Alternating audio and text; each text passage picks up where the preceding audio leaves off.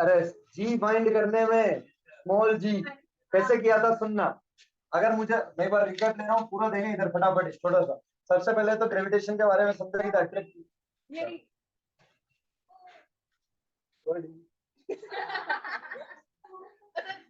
अरे ये नहीं वो जाला है, डर लगता है।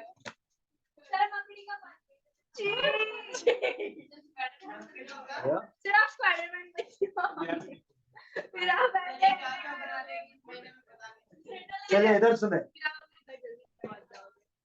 ग्रेविटेशन की बात की थी, फिर हमने निकाला न्यूटन लॉ ऑफ ग्रेविटेशन का फॉर्मूला। जो क्या आया था, F is directly proportional to the product of masses and it is inversely proportional to the square of distance between them। जब प्रोपोर्शनलिटी का साइन हटाया तो यहाँ से क्या आया, क्या इसको ऐसे लिख सकते हैं mn m2 by r square। क्या बना, F equal to g mn m2 by r square where g is the universal gravitational constant। Clear. इसकी यूनिट क्या, वैल्यू क्या, 6.67 into 10 की पावर -11। यूनिट कैसे बनेगी देखना, फोर्स न्यूटन, रेडियस इधर जाके मल्टीप्लाई होगी मीटर -2 या पर केजी स्क्वायर ऐसे, या फिर न्यूटन मीटर स्क्वायर केजी -2। अरे कैसे भैया, जी निकालना है तो क्या F R square by M N M two बनेगा। फोर्स क्या है, न्यूटन, आर का स्क्वायर मीटर का स्क्वायर पर केजी स्क्वायर, या फिर क्या ऐसे भी लिख सकता हूँ, कोई दिक्कत। क्लियर। ये पढ़ने के बाद हमने क्या किसकी बात की थी, फ्री फॉल की। किसकी, फ्री फॉल की। फ्री फॉल मतलब कि देखें, जब भी बॉडी पे फोर्स लगता है तो उसमें एक्सीलरेशन प्रोड्यूस होता है। अगर बॉडी पे केवल और केवल ग्रेविटेशनल फोर्स लग रहा है तो उसमें केवल जो वो मोशन होगा ऑब्जेक्ट का, when the object falls only under the influence of the gravitational force, then such type of motion is called as free fall। एक ऑब्जेक्ट को यहाँ से यहाँ गिरा दिया, क्या था, फ्री फॉल। मैंने फोर्स नहीं लगाया, किसकी वजह से, ग्रेविटेशनल। तो फोर्स लगता है तो क्या प्रोड्यूस होता है, एक्सीलरेशन। क्या प्रोड्यूस होता है, acceleration. Acceleration due to gravity है, ग्रेविटेशनल एक्सीलरेशन।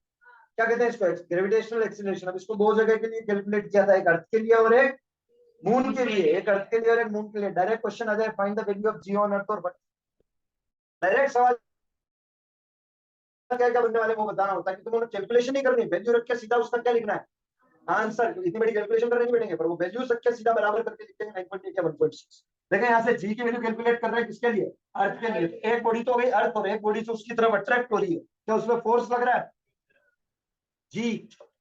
कैपिटल एम किसका, अर्थ का, छोटा एम बॉडी का, और ये रेडियस ली किसकी, अर्थ की। यहाँ पे फोर्स की वैल्यू क्या एम जी लिख सकता हूँ। ये मास किसका लेते हैं यहाँ, जिसमें फोर्स लगता है। अरे अर्थ का मास लेके थोड़ी, अर्थ तो किसी और पे फोर्स लगा रही है उसको। ये ऑब्जेक्ट अर्थ की तरफ गिर रहा है तो मास किसका लेंगे, एक्सीलरेशन किसमें प्रोड्यूस हुआ, ऑब्जेक्ट में, इसमें प्रोड्यूस हुआ तो एम एक ही जगह क्या, जी। क्या ऐसा कुछ बना, क्या यहाँ से एम कैंसिल हो जाएगा, g equal to G M e by R e square. Clear. देखो इसका एक्सपेरिमेंट के थ्रू समझाते हैं, तो कॉपी लो उसको।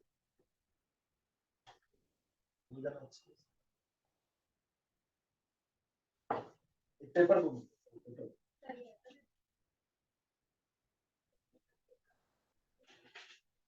देखो सुनना, अगर मैं भी इन दोनों का साथ में नीचे करूं तो स्वाभाविक है ये पहले नीचे आएगी। इसकी क्लियर। अगर मैं इन दोनों को नीचे गिराता हूँ सेम हाइट से तो स्वाभाविक सी बात है ये पहले आएगी और ये बाद में आएगा। ये गई नीचे लेकिन वो लेट गया। लेकिन अब देखना इसमें, अगर मैं इसको इसके ऊपर रखता हूँ, अगर मैं इसको, मास किसका ज्यादा है, इसका कम है, अर्थ का मास सेम है, दोनों अर्थ की तरफ जा रही है। अगर मैं इसको ऊपर रखता हूँ, क्लियर, बेटा डिस्टर्ब हो सकता है पंखे की वजह से, बाकी डिस्टर्ब नहीं होगा। मैं इसको ऊपर रखता हूँ और मैं साथ में छोड़ता हूँ, क्या दोनों साथ में जाएगी। यानी एक चीज तो पता लग गई कि गिरने वाले के मास पे डिपेंड नहीं करता है। एक चीज तो पता लगी कि क्यों बेटा सुनना, कि जब मैंने इनको साथ में छोड़ा, अगर इसका मास ज्यादा था तो ये जल्दी जल्दी जाना चाहिए और ये धीरे धीरे जाना चाहिए। लेकिन जब मैंने इनको साथ में छोड़ा तो दोनों साथ में गए, यानी इसका मास ज्यादा और इसका कम, फिर भी ये दोनों साथ में गए या नहीं गए। जब अलग अलग छोड़ा तो ये तो पता नहीं किधर चला गया उधर पैरों में। लेकिन जब इसको इसके ऊपर रख के ड्रॉप कर रहा हूँ, जैसे ड्रॉप कर रहा हूँ क्या इधर, अरे जैसे ड्रॉप कर रहा हूँ क्या ये साथ में नीचे जा रहे हैं, बिल्कुल एक साथ जा रहे हैं। यानी कि गिरने वाले के मास पे डिपेंड नहीं कर रहा। क्या यहाँ गिरने वाले का मास कहीं आ रहा है क्या, किसका मास आ रहा है, अर्थ का। किसकी रेडियस आ रही है, अर्थ की। क्या आ रहा है, कैपिटल जी, और ये क्या है, ग्रेविटेशनल एक्सीलरेशन। फिर अब यहाँ पे देखो, सीधा क्या करेंगे, इस जी की वैल्यू रखेंगे, इस जी की वैल्यू रखेंगे ना आपसे कितनी 6.67 इंटू 10 टू द पावर -11, ये रखेंगे मास कितना 6 इंटू 10 टू द पावर 24 लिखवाया मैंने केजी। क्लियर। और रेडियस क्या लिखवाई मैंने अर्थ की, देखो देखो देखो उसमें जो भी लिखे बेटा 9.8 मीटर पर सेकंड स्क्वायर, इसको सॉल्व करने नहीं बैठेंगे। क्लियर। 6.4 into 10 की पावर 6 6.4 इंटू 10 की पावर 6 मीटर। समझ लो अर्थ की रेडियस माइनस में कैसे आ जाएगी, मास और ये माइनस में थोड़ी आएंगे क्या। हाँ अरे क्लियर। इसकी है ना, अर्थ का मास है, ये इसमें डाली बेटा वैल्यू इस वाले फॉर्मूले में। क्लियर। तो क्या गिरने वाले ऑब्जेक्ट पे जी डिपेंड कर रहा है क्या, छोटा जी नहीं कर रहा है। गिरने वाले ऑब्जेक्ट का तो कोई नाम ही नहीं है, अर्थ की नहीं, गिरने वाले ऑब्जेक्ट की बात कर रहा हूँ। क्या उसके मास पे उसकी किसी चीज पे डिपेंड कर रहा है क्या, नहीं कर रहा।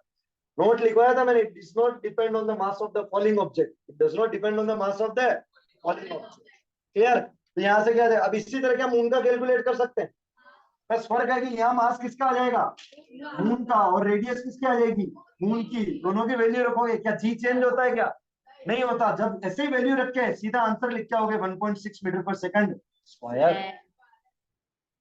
दिक्कत, सीधा आंसर क्या लिख के आओगे 1.6 मीटर पर सेकंड। इसको क्या सॉल्व करना, आंसर यही आएगा, पता है पर यहाँ तो क्या, इससे क्या मतलब, कर दिया हमने रफ में सॉल्व, सही है, कोई गलत कैसे करेगा, लंबा जाएगा उधर दिख रहा है, इसको सॉल्व करने बैठोगे क्या वहां, तो पता है कि आंसर 9.8 आना है, फिक्स है ना 9.8। तो बेटा सुने, यहाँ जैसे actual mass 6.4 into 10 to the power 24, 6.4 0.4 का कोई फर्क नहीं पड़ रहा है। क्लियर नहीं, अप्रोक्सीमेटली 9.8 रहेगा।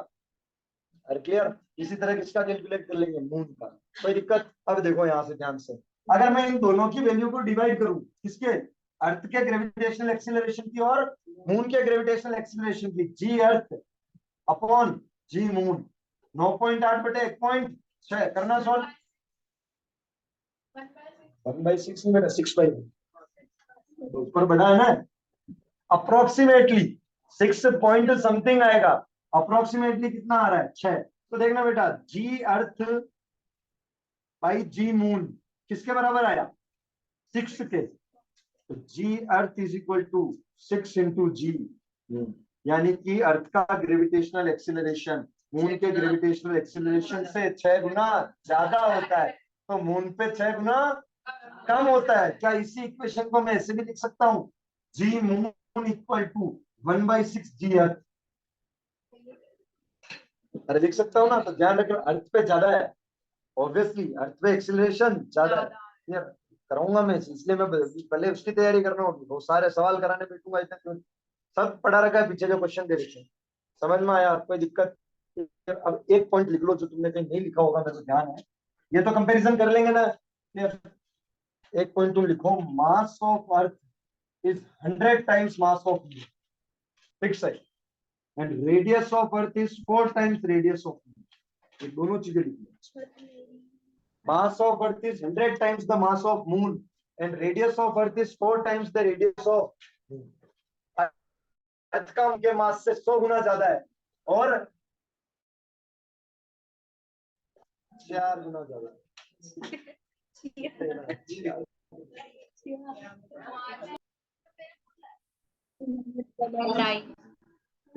बुलाओ लिखे बेटा टीचर को।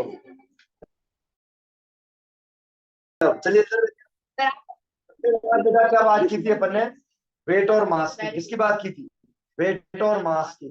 Mass is the total content present in a body denoted by small m, SI unit kg, it is a scalar quantity, it can not be zero and it is constant. तुम moon पे चले जाओ, कहीं भी चले जाओ, मास क्या होता है, कांस्टेंट होता है, it can not be zero, it is a total content present inside a body. लेकिन weight, weight is the gravitational force acting on a, weight क्या है, एक बॉडी पे लगने वाला ग्रेविटेशनल फोर्स। मैं कहता हूँ एक ये बॉडी है m और नीचे है बेटा अर्थ। क्लियर। बताओ इस पे ग्रेविटेशनल फोर्स लग रहा है इस बॉडी पे, कितना लग रहा है, F G capital M small m by r square, यानी रेडियस ऑफ अर्थ। अरे कोई दिक्कत, यही इस बॉडी का क्या बन जाएगा, वेट। अरे यही इस बॉडी का क्या बन जाएगा, वेट। वेट को W से डिनोट करते हैं, तो क्या मैं इसी फॉर्मूले को वेट के बराबर कर दूं? हिंदी में मैंने वहां लाइन लिखवाई थी छत पे, वेट का मतलब बॉडी पे लगने वाला ग्रेविटेशनल। सर उसका मास तो एम मान रखा ना रे? नहीं, अगर अभी करेंगे ना, न्यूमेरिकल करेंगे तो उसको 9.87 बिल्कुल अभी वो करेंगे न्यूमेरिकल एक बार। क्लियर? अब देखना यहाँ से बेटा, एफ का एक और फॉर्मूला क्या होता है? mg। एफ को अगर मैं mg लिखता हूँ तो क्या मैं w को भी mg लिख सकता हूँ? देखिए बेटा, f बराबर है w के, f बराबर है w के, और f बराबर है किसके? mg के। तो क्या ये w किसके बराबर हो गया? mg के। यानी वेट का फॉर्मूला क्या होता है? Mass into gravitational acceleration. अब मून पे वेट निकालना है तो 1.6 से मास को गुणा कर दो, और अगर अर्थ पे वेट निकालना है तो किससे? 9.8 से गुणा। समझ में आई? कोई तकलीफ? क्लियर? ठीक है, चलिए अब एक और सवाल करेंगे। क्लियर? लिखो, प्रूव दैट। ये करवाया क्या? मैंने लिखा नहीं, नहीं कराया। नहीं कराया, मुझे सब पता कर लेती। प्रूव दैट, अरे prove that weight of object, prove that weight of object on earth, prove that weight of object on earth 6 times the weight of object on moon. Prove that weight of object on earth is 6 times the weight of object on moon. एक same object है बेटा, ये marker, prove करके दिखाओ कि इसका moon पे जो वजन है अर्थ पे उसमें 6 गुना ज्यादा वजन है इसी मार्कर में। ऑब्जेक्ट वो का वही है, एक बार में कहा ले गया? मून पे, और एक बार में कहा लेके आया? अर्थ पे। अर्थ पे इसका वजन कितना है? 6 गुना ज्यादा। किसके कंपेयर में? अगर मून पे 6 है तो अर्थ पे 36 है। मून पे 6 है तो अर्थ पे 36 है। 6 गुना ज्यादा वजन है इसका अर्थ पे मून के कंपेयर में। प्रूव करके दिखाना, देखो कैसे प्रूव करें, मैं बता रहा हूँ। आज कुछ 9.8 इधर भी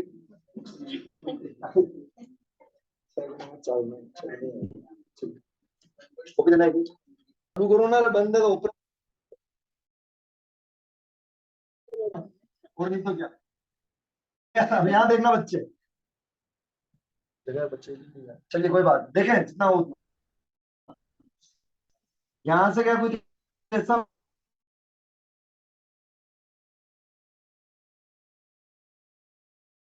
बने इनटू, ऊपर जाके क्या ये रेसिप्रोकल हो जाएगा? RM स्क्वायर बाई जी। कोई दिक्कत? डिनोमिनेटर का डिनोमिनेटर क्या बन गया? न्यूमरेटर। देखो ये जब ऊपर गया, ये ऊपर आ गया और नीचे चला गया। अब मुझे एक चीज बताओ, क्या मास ऑफ अर्थ 100 टाइम्स होता है मास ऑफ मून के? और क्या रेडियस ऑफ अर्थ? तो क्या मैं इन दोनों वैल्यूज को इनसे रिप्लेस कर दूं? देखना, ये है weight of earth upon weight of moon. जी तो ऐसा का ऐसा ही, मास ऑफ अर्थ कितना बेटा? 100 टाइम्स मास ऑफ मून, और ये स्मॉल एम ऐसा का ऐसा ही, अपॉन रेडियस ऑफ अर्थ कितनी? 4 टाइम्स रेडियस ऑफ मून का स्क्वायर। पॉइंट पकड़ते चल रहे हैं, का स्क्वायर। इसकी जगह ये वैल्यू लिख दी इनटू RM स्क्वायर, तो ऐसा का ऐसा ही, और ये क्या बना बेटा? GMM। तो दिक्कत WM G 100 MM अपॉन 4 का square 16 RM square into RM square by GMM। काटो, सब कटेंगे। G से G गया, MM से MM गया, स्मॉल m से स्मॉल m गया, RM स्क्वायर से RM स्क्वायर गया। Wait of earth by wait of moon कितना बना बच्चे? 100/16। सोल्व करो इसको एक बार।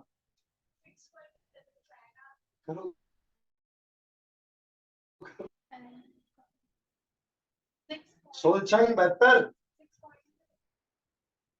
करो करो करो।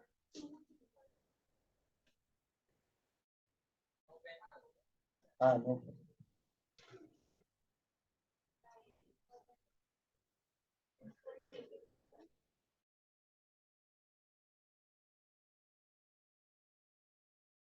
ए, 15 पॉइंट कैसे आ गए भाई?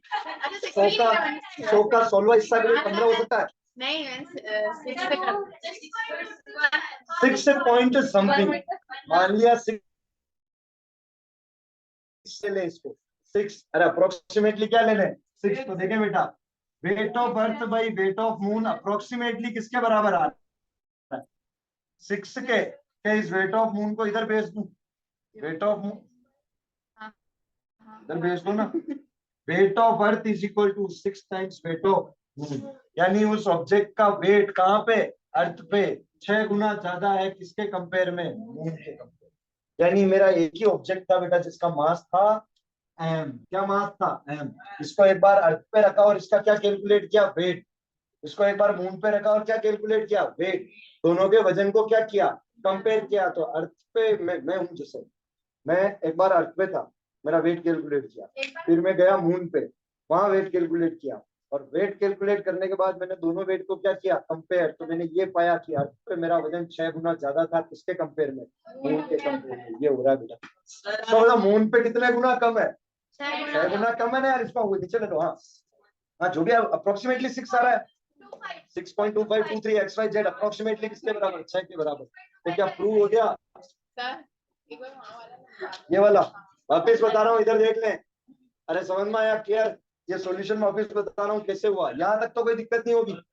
दोनों का वेट निकाला, ऑब्जेक्ट का वेट निकाला, दोनों को क्या किया, डिवाइड किया। देखो बेटा सर आपने ऐसे क्यों डिवाइड किया, मुझे पहले से पता था कि अर्थ पे ज्यादा होता है और मून पे कम होता है, तो मैंने अर्थ को ऊपर रखा और मून को नीचे रखा। मुझे पता है अर्थ का जी ज्यादा होता है और मून का जी कम होता है, तो मैंने जी की वैल्यू फिर चेंज कर लेना। पर एक बार रेसिप्रोकल में आंसर नहीं, 100/16 को सोल्व करना आसान है कंपेरिजन टू 16/100। अरे 100/16 को सोल्व करना आसान है कंपेरिजन टू, यार ये भी हो जाए, ये भी और आसान है भाई, 0.16 आ जाए। पर ये ऐसे नहीं, इसको अपन को 1/, में लेके आना है, क्योंकि ऐसे कर पाएंगे, इसमें लेके आना है। क्लियर। यहाँ से वापिस लेके बता रहा हूँ इस स्टेप से, यहाँ तक कोई दिक्कत नहीं। मुझे एक चीज पता है, अर्थ का मास मून के मास से 100 गुना ज्यादा, अर्थ की रेडियस मून की रेडियस से 4 गुना ज्यादा। वैल्यू सकेंगे WE/WM, जी तो ऐसा का ऐसा ही, एम की जगह मैंने क्या लिखा 100 mm small M upon RE square, कितना 4m का स्क्वायर इंटू ये RM स्क्वायर ऐसा का ऐसा ही, और ये GMM WE/WM क्या बना, G 100 m/4 का स्क्वायर कितना 16, क्या ये RM स्क्वायर बनेगा, इंटू ये RM square by G, moon का मास और बॉडी का मास। RM स्क्वायर से RM स्क्वायर कैंसल, G से G कैंसल, मून के मास से मून का मास कैंसल, बॉडी के मास से बॉडी का मास कैंसल। क्या बच गया 100/16। सोल्व करने पे अप्रोक्सीमेटली कितना आ रहा है बच्चा 6। ये साइन देखो इक्वल ये होता है, ऐसा बना दो तो मतलब अप्रोक्स, तो यहाँ से फिर अप्रोक्सीमेटली यानी ये आ रहा है 6 के बराबर, 6 के बराबर। तो यहाँ से weight of object on earth is 6 times the weight of object on. Hence you have to note करें इसको, देख पा रहे हो। 2 मिनट लगेंगे। On the earth, what is its rate on moon?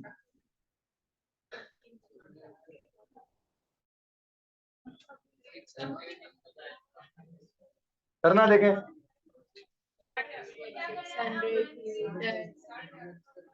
अरे रफ्तार सिर्फ वो न्यूटन ही कर लेंगे। अरे नहीं देखना, इधर देखो, आदमी का वजन है 200 न्यूटन अर्थ पे, तो बताओ मून पे कितना होगा। तो सुनना बेटा, WE क्या mg होता है, क्लियर। ये अर्थ के लिए ले लूं मैं, WE की वैल्यू कितनी बेटा 600, कितनी है 600, इक्वल टू mg कितना होता है 9.8। कोई दिक्कत, क्लियर। मान लो 10, मान लिया एक बार।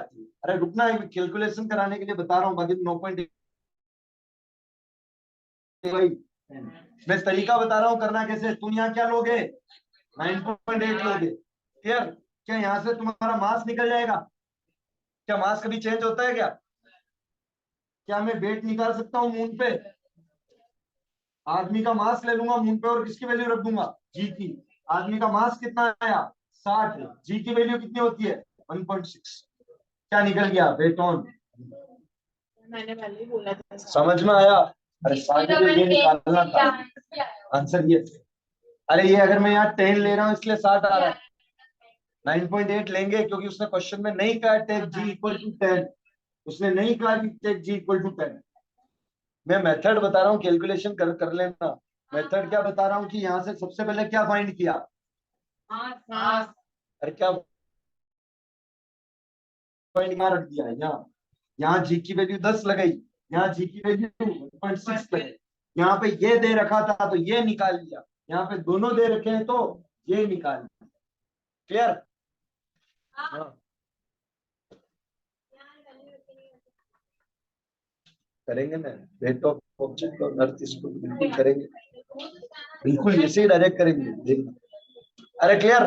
देखना बच्चे, एक तो ये तरीका है, ठीक है। अब देखें इधर, एक बार यहाँ 9.8 रखूं तो सोल्व करना, क्या आंसर आ रहा है? 600 बटे 9.8। इसका 6000 बटे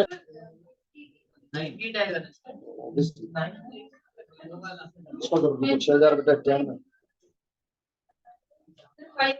61.22, 61। अरे भाई पॉइंट अगर 10